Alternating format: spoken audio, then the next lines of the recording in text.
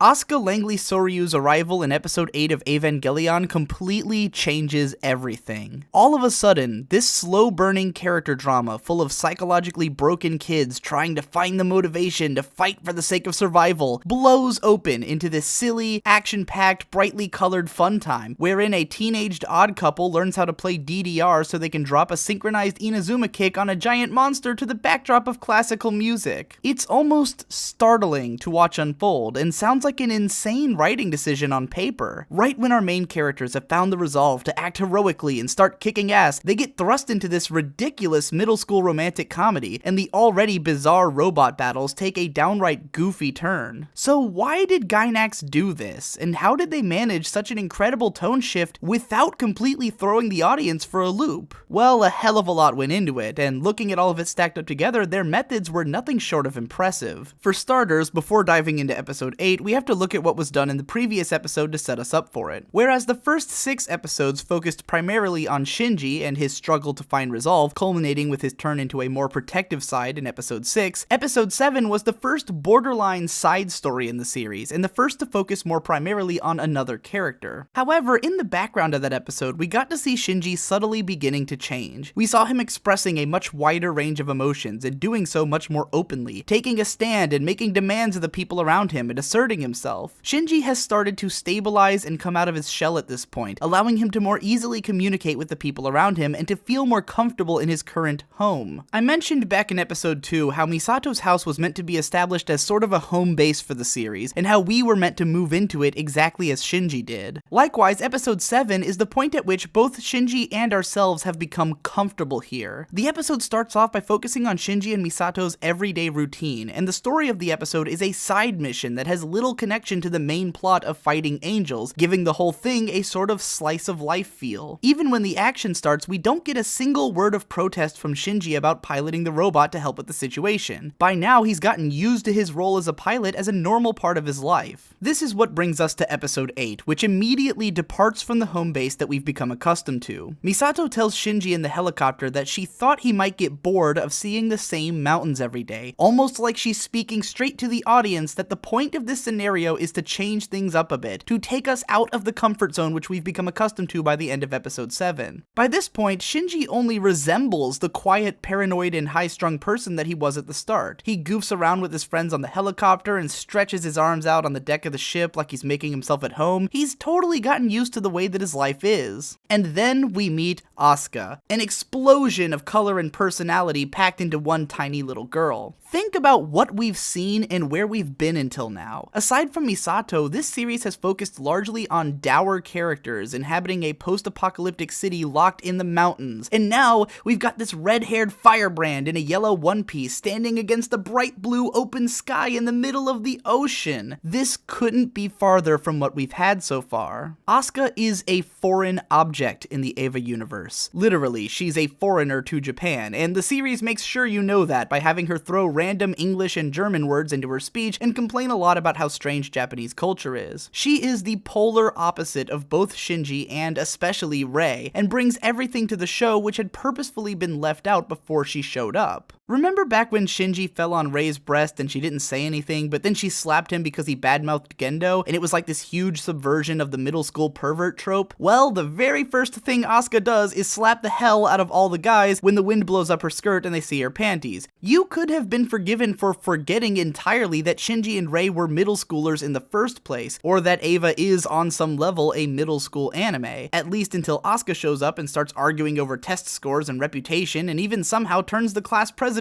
into a recurring character. Whereas Rei and Shinji largely blend into the background at school, Asuka stands out and draws so much attention to herself that we realize just how many students actually attend this school. Up until now, Shinji's arguments were always one-sided and passive-aggressive. He did what adults told him to, wandered aimlessly, and didn't know how to communicate with kids his own age. After Asuka shows up, he starts arguing all the time over basically nothing, and growing more opinionated and assertive with each new episode. It's pretty funny too to watch Asuka run up against the wall that is Rei, Rei, who can't be convinced into argument with anyone. Their first interaction, when Asuka blocks the sunlight that Rei is reading by, so Rei moves over into the sun, aggravating Asuka, summarizes their entire relationship in these episodes perfectly. Oh, and remember how Shinji only started piloting the Eva willingly after 6 episodes of convincing, and how Rei only pilots it out of a sense of obligation? Well, Asuka straight up wants to pilot the Evangelion, and not for anyone's sake but her own. She does it because she's passionate about proving her worth, and she ties her self-worth entirely to her ability to pilot the Evangelion well, which is why she takes it as such an insult when it's suggested that she might not be needed or that Rei could do her job better than she can. Asuka's completely new approach to piloting the Evangelion brings a totally different tone to the robot battles. Whereas Shinji and Rei's actions always felt like a painful struggle, Asuka's fights are just plain old fun. She jumps around like a maniac, taking time to strike cool poses in her robot and to smile in the middle of battle. It's no mistake that Unit 02 is introduced through one of the most memorably staged and exciting mecha battles in anime history, and one which bends the logic and believability of the story about as far as it can go. Thought redirecting all of Japan's power into a rifle was crazy? How about a giant robot playing hopscotch on aircraft carriers right before shoving 2 battleships into a monster's mouth and blowing it to pieces? Speaking of that plan, which Misato had a hand in orchestrating, the writers of this show did something brilliant with how they got Asuka's presence to dominate everything else for these 2 episodes. They introduced Kaji at the same time. Aside from slivers of information about his personality, history, and intentions, Kaji is primarily a mysterious presence in the series at this point. But none of that really matters right now, because the reason he's here is so that he can take the focus away from Misato. Until now, Misato has been the most consistent authoritarian presence in the series, operating both as Shinji's caretaker and boss, and as the person who gets shit done when the chips are down in both episodes 6 and 7. However, the appearance of Kaji immediately brings out all of Misato's weaknesses, and for these couple of episodes, especially in episode 9, Misato is largely relegated to a position of losing control. She still gives instructions to Shinji and Asuka, but her overall presence is lessened over the course of these episodes, while Asuka seizes the reins on dominating the entire cast for screen presence. Misato and Kaji's relationship will continue to be developed and made thematically relevant over the course of the series, but for now, it's hard not to imagine that Kaji's presence is mostly a means of distracting what was formerly the strongest personality in the series, while another equally powerful personality hogs the spotlight.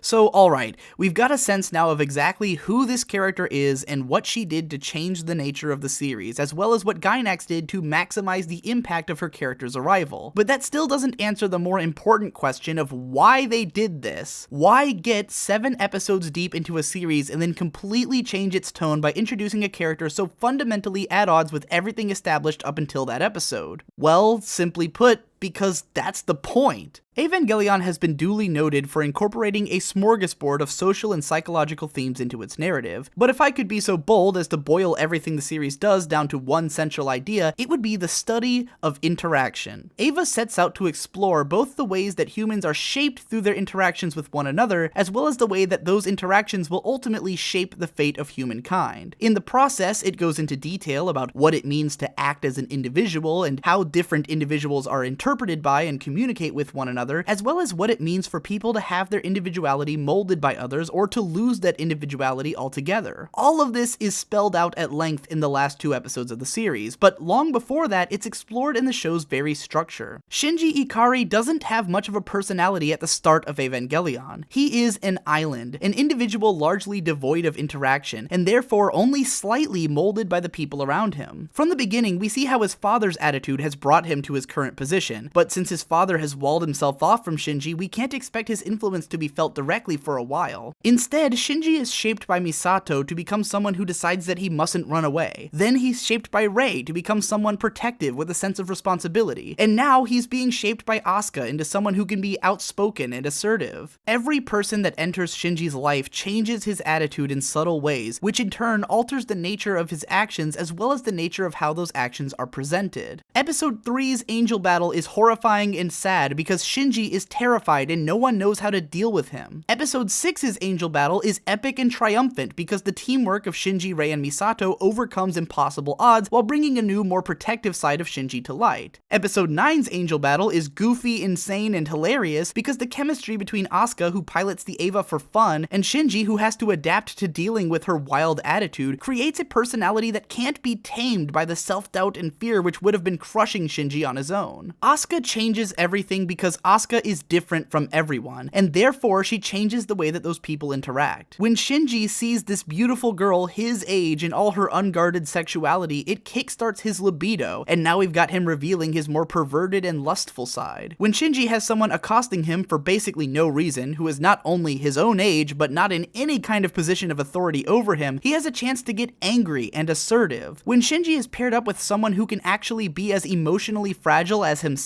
from time to time, he even finds himself in a position where he's supposed to be the strong one, giving advice, even if he ends up being less effective than Asuka's own motivation. The arrival of Asuka means that Shinji and everyone else now has to deal with Asuka, and in doing so, the nature of their actions makes an enormous shift. In Misato's case, the same thing happens, more in response to the appearance of Kaji. Holding off on Asuka for 7 whole episodes was a pretty ballsy move on the part of the show's creators. Taking the show's most energetic, attractive, eminently relatable, and likable character and completely holding off on introducing her throughout 7 episodes of fairly glum and sober character establishment probably wouldn't have sounded like a very good business decision. And the prospect of scaring off the audience who had grown accustomed to the style of Evangelion up until this point, only to wind up with such a massive tone shift, must have been terrifying. But all of it had to be done because the most important aspect of Asuka's arrival is that it changes everything. If she'd been around from the beginning, then her influence over the tone and the character interactions would have been enormous right from the start, which wouldn't allow us to see how the other characters would have been changed by her arrival. The way that Asuka changes everything is massively important to the themes which lie at the heart of the series, and it's for that reason, I think, that this incredibly bold decision managed to pay off in such a big way. It helps, of course, that the writers also signposted their intentions so well throughout these 2 episodes. Aside from Misato's comment about leaving the mountains, episode 8 gives us a ship captain, designed after the same trope as the captains from Macross and Nadia, complaining about having to babysit a bunch of kids. Episode 9 has Fuyutsuki growing embarrassed and impatient with the children, which Kaji lampoons beautifully with his remark that adults don't like to be embarrassed. It almost reads like a fuck you to any critics of how ridiculous this episode gets, delivered by the most cool and collected adult in the series. Even the show's ending theme changes for these episodes into a far more upbeat and fun rendition of the previous song. Evangelion wanted you to know that it was doing this on purpose and that it had a plan, and it never forgot to work in those subtle moments of depth and discomfort which kept reminding the viewer that they were indeed still watching Neon Genesis Evangelion. It dances its way through what could have been a series-destroying shift in tone with unparalleled grace, in a manner that few other shows could ever achieve, and all of that adds to just how memorable and massive of a presence Asuka manages to establish for herself in the span of just a couple of episodes.